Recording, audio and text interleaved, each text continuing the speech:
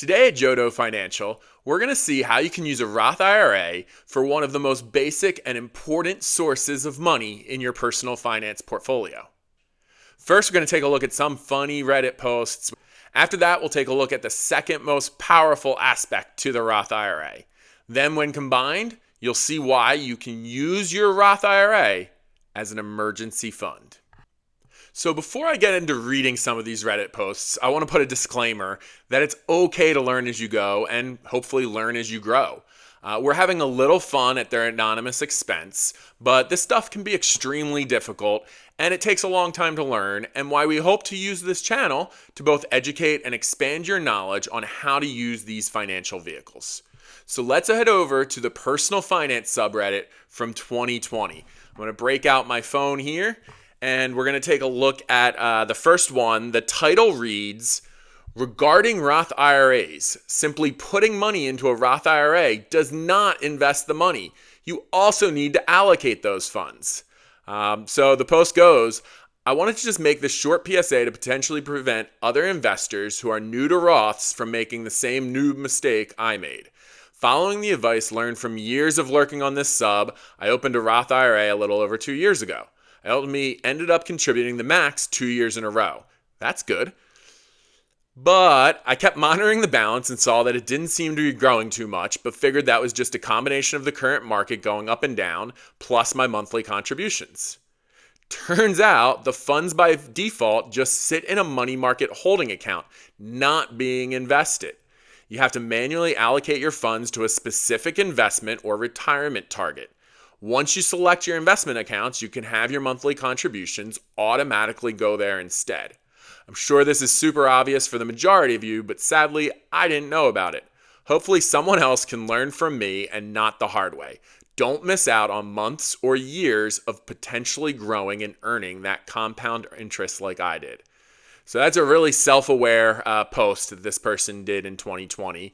And they learned. It took them 2 years, but they made those great strides to realize that in a Roth, you do have to allocate where you want that money to go.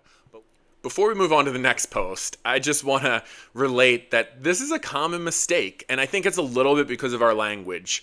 We say we put money into a CD, we put money into bonds, or we put money into the S&P 500.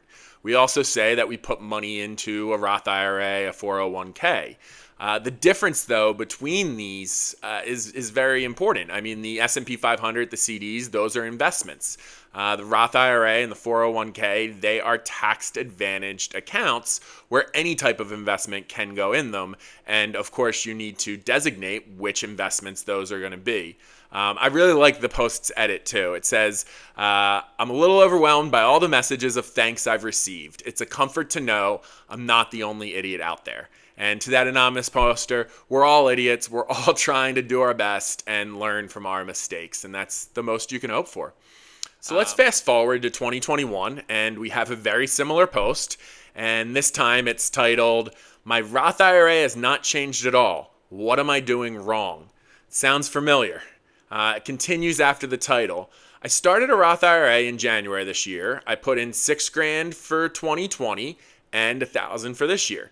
I'm going to contribute the other $5,000 soon. I'm wondering why nothing has changed.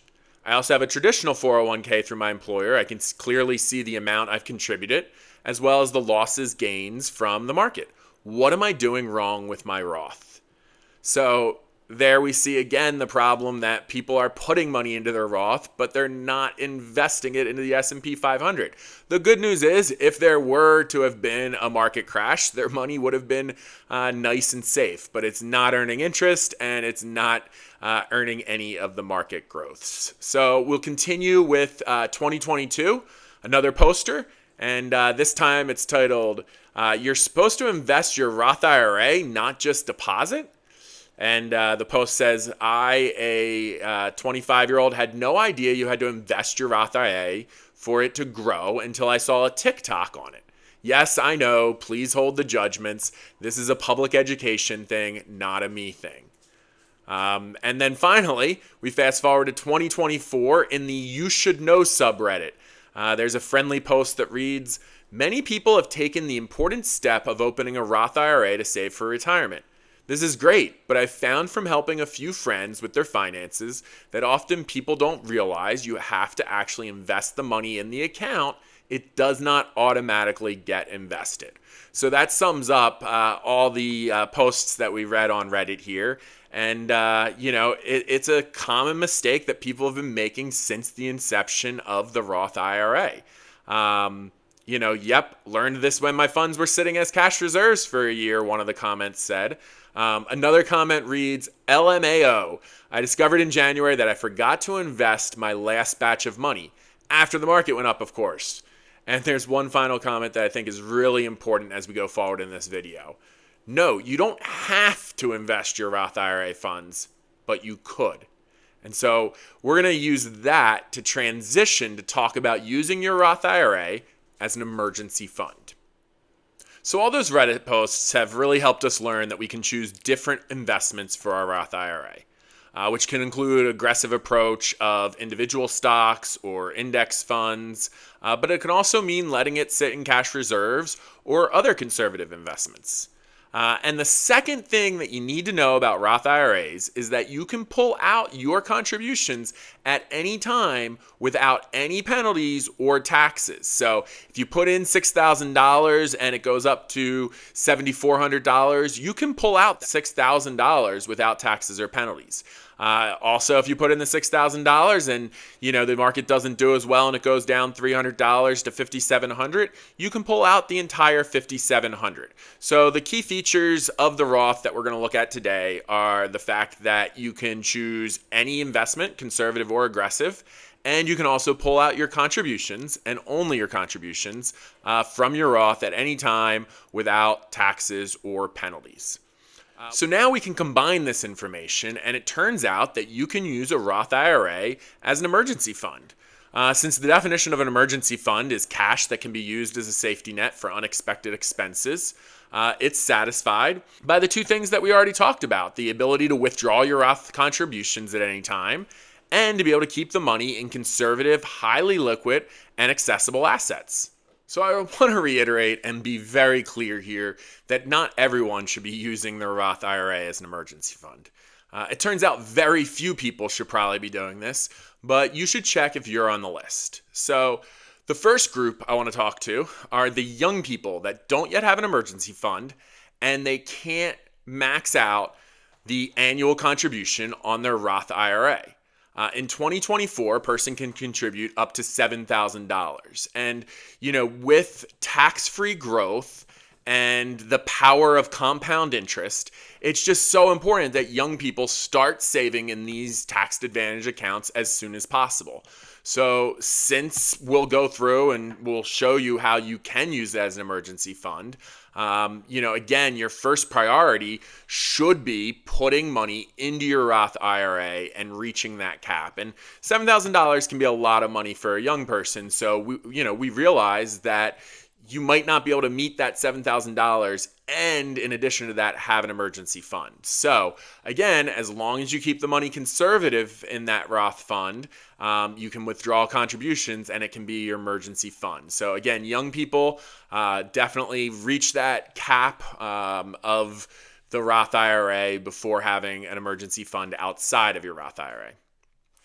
The second group are people that have a need for short-term cash that they can quickly replenish. So maybe you're buying a house or putting a down payment on a car. It might seem counterintuitive, but take that money from your emergency fund outside of your Roth account because you can replenish your emergency fund. But beyond the maximum amount each year in a Roth IRA, you can't put more money into a Roth IRA. So it makes sense for you to reallocate your investments in the Roth IRA and take that money that you need short term in from your emergency fund. And then, once more paychecks come in, you can replenish the emergency fund and then eventually shift from the conservative portfolio in your Roth to a more aggressive approach once you've replenished that emergency fund.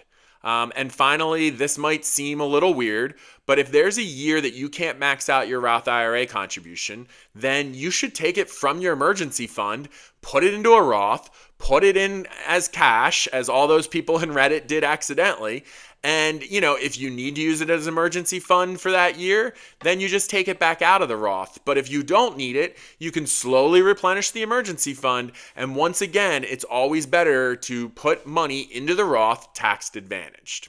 So I hope you're listening either way. But if you're a member of the group we just mentioned, listen even deeper and harder if that's such a thing for listening. You still need to be very careful how you earmark your Roth IRA money if you're going to use it as your emergency fund. And some of this might come off as redundant, but it's so important for it to truly be an emergency fund, especially if you're keeping it in your Roth. So first, it might take some time to transfer from your Roth to your checking account or to use these funds through an ATM. So don't confuse spending money with an emergency fund. You should always have at least a week's budget for spending money in an account where you can access cold hard cash or make a digital transfer. Second, any money you earmark as emergency funds in your Roth IRA should be very liquid and put them in conservative investments. But that doesn't mean it has to be cash. Money markets funds, are the best for the first 3 months. They're paying about 5% interest right now. And then, beyond 3 months, you can put it into CDs or some very short-term T-notes, treasury notes for the next 3 months. And that'll be your, 6-month emergency fund. So those are the reasons that you can use your Roth IRA as an emergency fund. You make sure you have some spending money. You put 6 months in your Roth IRA contributions that you allocate as very conservative so that you can make sure that they're not losing money in the market. So if you need them, you can pull them out, move it over to your checking account. And you can earn some interest, tax-free in that emergency fund Roth IRA. And getting that tax-free growth really compounds and can be an amazing thing. So that leads us into the final part of why this is so important. All of the reasons that you have to choose between keeping an emergency fund in a Roth and not contributing to a Roth at all. You should always contribute to the Roth. It is just so critical. Because it's a tax advantage account, which means that the interest you earn, the capital gains that you make as the stock market goes up is not taxed. Think of it this way. In 1 year, you put in $7,000 into the Roth rather than an emergency fund. And let's say over many decades, it grows to $57,000. Very reasonable with, an 8% market rate of growth. And so now you have $50,000 that has grown there, and none of it is taxable. So, usually you'll pay maybe a 20% interest rate. So you're saving 10 grand just by in 1 year putting in that $7,000 into a tax-free account. And when you put strategies like this with other strategies that I'll talk about, that's how you build wealth.